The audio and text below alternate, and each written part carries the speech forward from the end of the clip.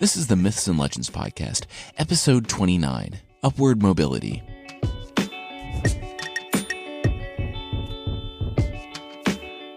This is a podcast where I tell stories from folklore. Some are incredibly popular stories you think you know, but with surprising origins.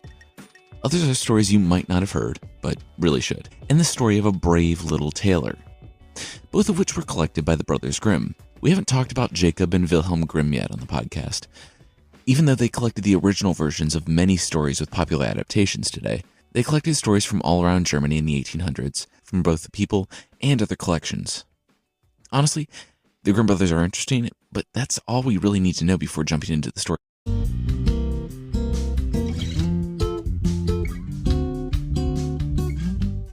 The tailor sawed off a piece of bread. It was a nice day today, with the sun and the cool summer morning air coming in through the open window. He slathered the jam on the bread, but then looked back at the vest he had been working on. He looked at the sticky, amazing jam, and then at his delicate thread. He should really finish the stitching before eating the jam. He set the thick bread and the jam down on the counter and resumed stitching.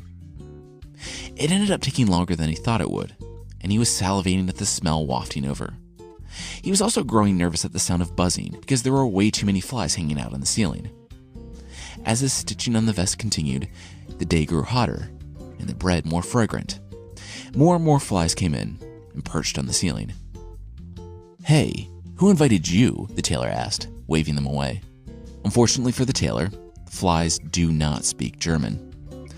Flies do speak the language of sweet, delicious jam, however, and they flew in off the street in droves the moment the tailor sat back down to work on his vest. Nervously, the tailor watched the flies dive closer and closer to the bread. He narrowed his eyes. Not today. He calmly set down the vest and slipped his hand into his workstation to pull out a piece of scrap fabric. He would be the hero this bread deserves, and the one it needs right now. He jumped up, put one foot on a chair, and reached for the ceiling with the fabric in hand to smash as many flies as he could. He did, and the insects fled the tailor's house. He found himself standing there and opened his palm to see not 5, not 6, but 7 flies smashed in the fabric. "My goodness," the tailor exclaimed. "So that's what sort of man I am. A hero." The tailor admired his own bravery. 7 at once? He was used to killing flies, but this was unheard of. He said to himself that the whole town, nay, the whole world, must learn of this. He looked around. The workshop was suddenly too small to hold his valor, but how will the world know? He looked at his needle and thread and at a large belt he had hanging up on the wall. That's how. However long it would take to do this sort of thing, the tailor worked hard at stitching very large, prominent letters onto the belt that read 7 at one stroke. He put it on and began packing for his adventure. Unfortunately, he didn't have much, and he only found a small piece of cheese to put in his pocket. It didn't matter, though. His destiny was much bigger than the small shop, or the humble, yet respectable, life of a tailor. No, he was a hero now, and the world needed a hero. He left and ventured out into the wide world. As an aside, I don't know whose vest he was working on, but that person is not getting it back. I can see the person showing up at the locked tailor's house, wondering if he'll ever be able to wear his favorite vest again. Our hero was walking along the road, probably regretting putting cheese in his front pocket on a hot summer day, when a bird shot out from a bush and burrowed deep into his chest pocket, going after the cheese. The tailor shrugged. It was sweaty and melty anyway. He wasn't going to eat it, but now he had a bird friend as well. His legend grew.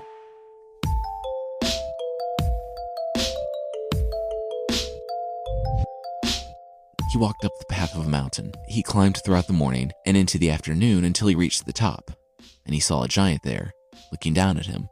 The tailor walked up to him without any fear. The tailor asked the giant if he wanted to come along with him, so the giant could try his luck in the wide world as well. As the tailor's sidekick, the giant looked down in disbelief. "Go with you? I'm doing just fine. Besides, to me, you're like a little baby in ratty clothes. Is that cheese on your shirt?" The tailor chuckled and unbuttoned his jacket. "Here, you can read about what sort of man I am," he said to the giant. And the little tailor flashed his belt, which said 7 at 1 stroke. The giant looked at the tailor, then at the belt, then the tailor, then the belt. He began to feel some small bit of respect for the little man. If this little guy could kill 7 men in 1 stroke, maybe the giant had misjudged him. It certainly explained his brazen confidence when talking to a giant at the top of a mountain. The giant said, 7 at once, huh? Impressive, but how about we test your prowess? Here, the giant picked up a stone and squeezed it until water came out. If you really have strength, the giant said, do the same. The tailor looked around, realizing that he was immediately out of his depth. Obviously, he couldn't match a giant in strength, but maybe he could outsmart him. The tailor smiled and bent down to the ground in search of a stone. When the giant briefly looked away, the tailor slipped what was left of the cheese out of his pocket and made it look like he picked it up off the ground. The bird, apparently liking the pocket, stayed in there. The giant didn't think anything of it and watched the little tailor pretending to strain. The giant's smile faded when he saw greasy liquid begin to pour from the tailor's hand. The tailor finished and wiped his hand. Looking at the grease that had come from the sweaty cheese, the tailor said to the giant, considerably more than you, The giant was confused and started to get a little worried. Okay, he said, here's another one. I'm going to take a stone and throw it up in the air. We'll see who can throw a stone higher. The little tailor smiled. He had an idea, and he told the giant that he would throw a stone so high that it would never come down. The giant threw his, and it was a fairly respectable giant throw. The little tailor then pulled the bird from his pocket and bent to the ground.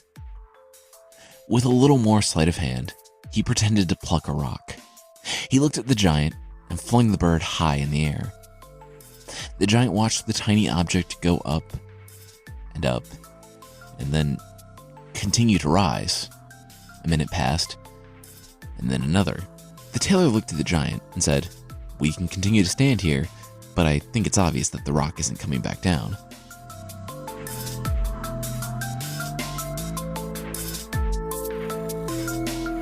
The giant was surprised. Okay, just one more test. The next test consisted of them carrying a tree together, and the tailor insisted that the giant place it on his shoulders, so that he couldn't look behind him. The giant did all the work in carrying the tree, and the tailor just sat on the tree as the giant dragged it. When they got to the destination, the tailor jumped off before the giant got out from under the tree, and that was that. The giant had a growing amount of respect for the little tailor, but he was wary. This odd little man might just be super strong by the way he was challenging the giant. The giant might just be able to reach out a hand and pummel the tailor to death right here. But nothing about this little man had been predictable so far. He invited the little tailor back to his dwelling and asked the man if he wanted to join his giant troupe. The tailor was ecstatic. Of course he wanted to join a giant troupe. First 7 flies at once, and now giant friends, he thought to himself. They would sing songs of this day. Unfortunately, this invitation was less of a kind gesture and more of an opportunity for the giant to get this odd little man surrounded by his giant friends. We'll see how they treat their house guests right after this.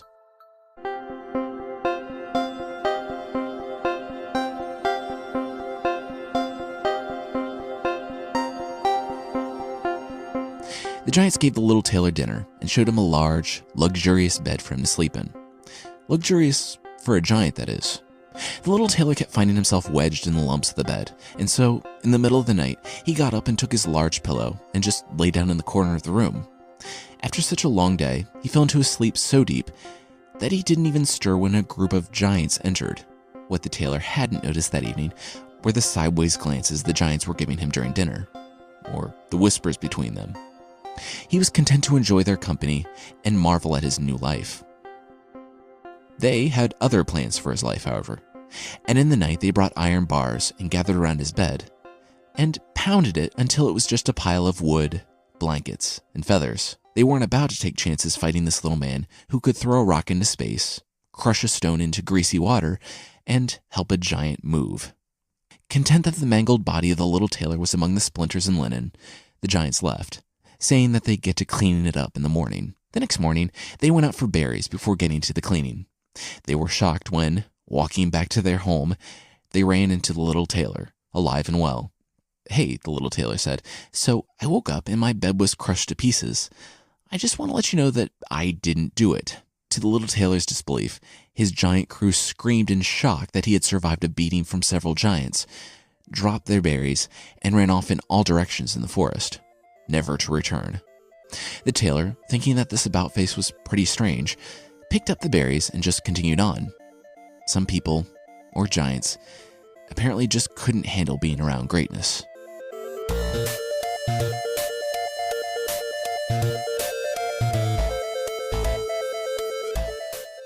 He wandered until he found a town surrounding a castle.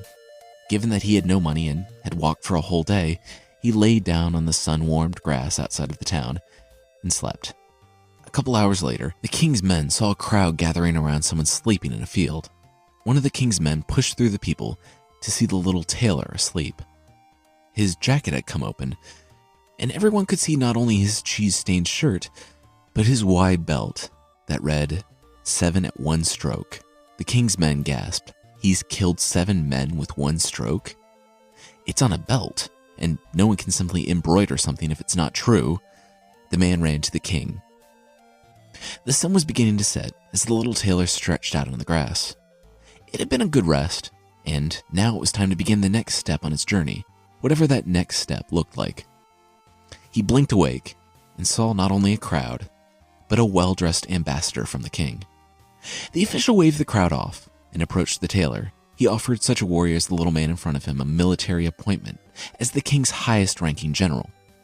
The tailor said. "Oh, yes, that's why I came, to seek that." "Sure, I accept, and I'm ready to enter the king's service."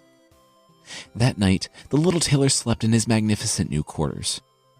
Now this, the tailor thought, this was a place fitting of the valor of a man who could kill 7 flies in 1 stroke. He was given the command of many soldiers. Soldiers who were outraged when they heard of it, but not for the reason that you might think. They were outraged because their commanding officer was too powerful. They came before the king and told him that they must be dismissed from duty, because what would happen if their new officer became angry with them? If he could kill 7 men in 1 stroke, well, no one could stand against him. And that's when the king started to worry. What had he done? He was either going to lose his whole army, or, worse, be forced to dismiss his new general. But then, what if the general became angry? No army of the king could stand against a man who could kill 7 men in 1 stroke. He had to find a way to do away with a little tailor he didn't know was a little tailor. As it turned out, there were way too many giants in medieval Germany. Some hung out harmlessly at the top of mountains, and others robbed, murdered, and pillaged. The ones in this king's territory were the latter, and 2 of particular note were causing a lot of trouble for him.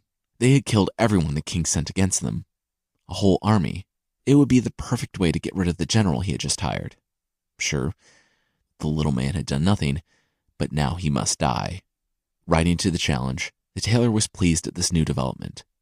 Kill 2 giants? Why not?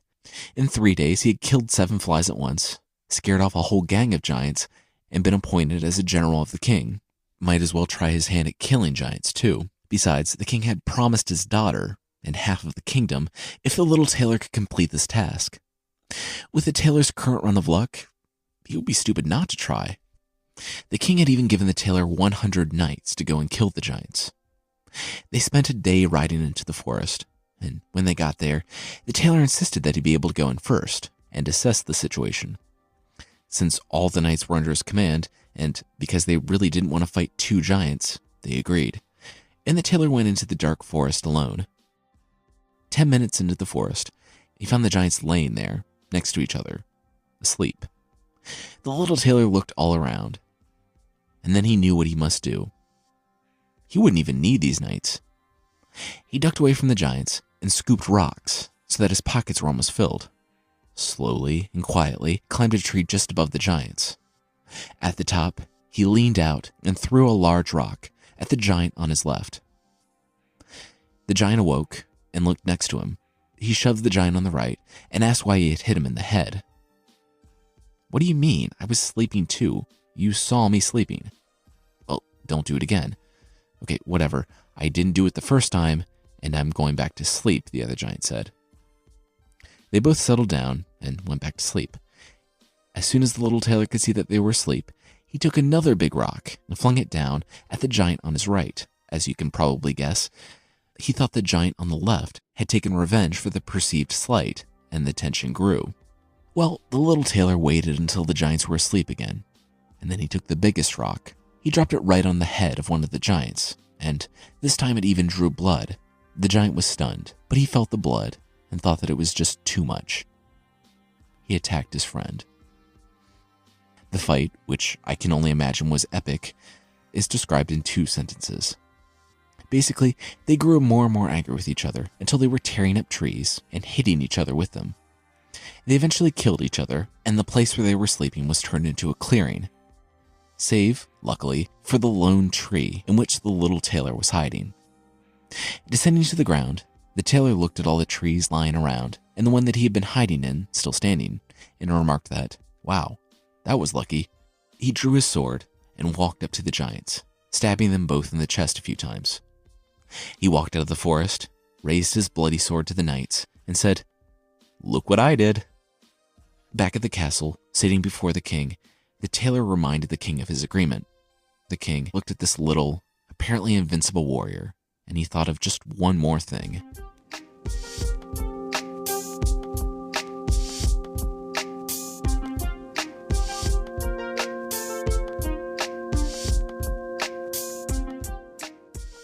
The tailor had been camping in the forest for weeks. He wasn't afraid of a unicorn, but it was taking forever to find the beast. The king had given him this challenge, and when compared to scaring off giants, killing 2, and, most valiantly of all, killing 7 flies with 1 blow, catching a unicorn, was nothing. Apparently, it had been stalking the forest, skewering people with its horn. The tailor heard something. He looked up and saw the white of the unicorn on the other side of the clearing. It saw him and snorted. The tailor rose to his feet.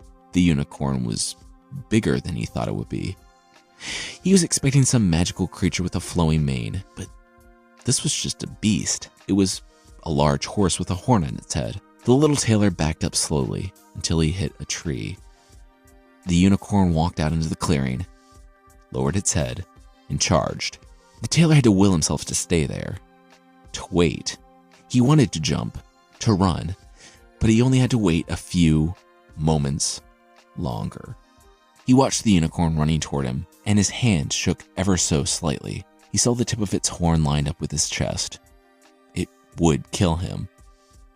Except when it was less than a few feet away, the tailor planted his right foot and dove left, and the unicorn buried its horn deep into the tree, and it stuck there. The unicorn pulled back, but it was trapped. The little tailor jumped to his feet and looked at the beast. He stroked its side as it snapped its teeth at him. He looped the rope around it, thought about it, and looped another around its snout. Then he took an axe and chopped the wood around the horn, freeing the beast. It fought, but he was able to drag it out of the forest and back to the king. Okay, so because this is a fairy tale and fairy tales love 3s, there is one more task before the little tailor can finally marry the princess. It's basically the same as the unicorn, but this time it's a giant, rampaging boar. This kingdom had a lot of issues. The tailor pulled the same trick he had with the unicorn, except this time he stood in front of an open door to a chapel. He jumped out of the way at the last moment, and the boar went into the chapel. The little tailor slammed the door, trapping the boar inside. After several hours of smashing everything in the chapel to pieces, the boar eventually tired enough for the tailor and a huntsman to get in there and quite literally hog-tie him. When they brought the boar back, the king could see that he was out of options. He gave his daughter in marriage to the little tailor. He took some solace in the fact that this was a great warrior and the savior of his kingdom.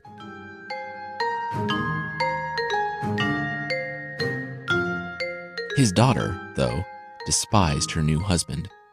He was ill-mannered, and it was like he didn't know about how to behave in a proper society. Worst of all, he spent time talking to everyone, from the cook to the king's armor-bearer, even peasants on the street. It was shameful. He even talked in his sleep. Something about doublets and pantaloons and yard measures. Something he knew very well. Then, one day, when she was being measured for a new dress, the tailor barked at an apprentice about doublets, and pantaloons, and yard measures, and it clicked into place. The princess was married to a peasant, and he had conned his way into inheriting the kingship. Of course, she had to prove it. If she could prove the man was a mere tailor and not the slayer of 7 or whatever that gaudy belt of his said, then the spell might be broken. He would be revealed for the fraud that he was, and no man would be afraid to confront him. She sent agents secretly, far and wide, looking for a tailor that had disappeared from his village. A few weeks later, when returned, the agent found the village, only about a 2-day walk over the mountains, where a tailor had disappeared a few months back. The agent of the princess ran into a man who was still waiting for his vest back from the tailor. Did the agent have any idea when he was coming back? The man was a peasant and only had 2 vests. The agent described the missing tailor, and the man confirmed it. The little tailor had fooled them all. The princess went to her father. The king had always hated the little tailor a little bit, and even more now that he knew he was a little tailor. He called together his best warriors.